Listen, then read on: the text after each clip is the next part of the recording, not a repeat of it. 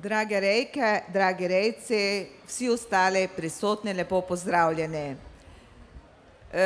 Živinoreja v Sloveniji je paradna panoga, kajti pretežni del dohodka se pridobiva iz živinoreje.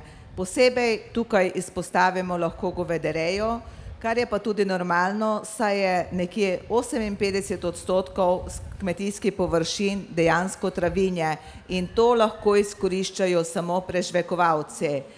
Izrednem pomen je v tem, da je ta sektor se zelo dobro prestrukturiral, kajti vemo, da je bilo včasih stale živali bistveno večje, ampak s prestrukturiranjem mi še vedno dosegamo z manjšim številom živali enake oziroma podobne količine mleka kot tudi mesa. Na tem področju smo tudi samooskrbni, kar je tudi v tem smislu zelo pozitivno.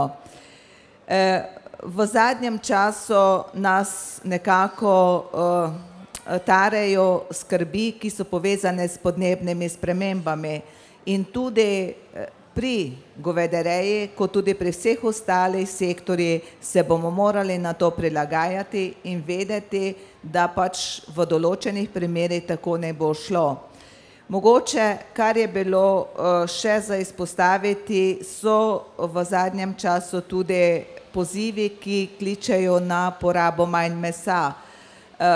Menim, da je pač to stvar vsakega posameznika, potrošnika, in da tukaj dejansko z nobenimi omejitvami, nobenimi zakonskimi določili tega ne moremo regulirati, ampak je to na potrošniku, kako se bo prehranjeval. Ravno tako moram izpostaviti, da je prav, da vemo, kaj pomeni biovarnost naših hlevov in glede na to, glede na pojav bolezni v soseščini, ki ni povezana z govedorejo, ampak tudi z prašičerejo, vendar tudi tukaj na tem področju lahko pride do bilo kakih izbruhov, zato je prav, da rejci se tega zavedate, da veste, kaj pomeni biovarnost in pa, da je potem vstop dejansko tisti, ki ga lahko v hlevu pregledujejo veterinarji.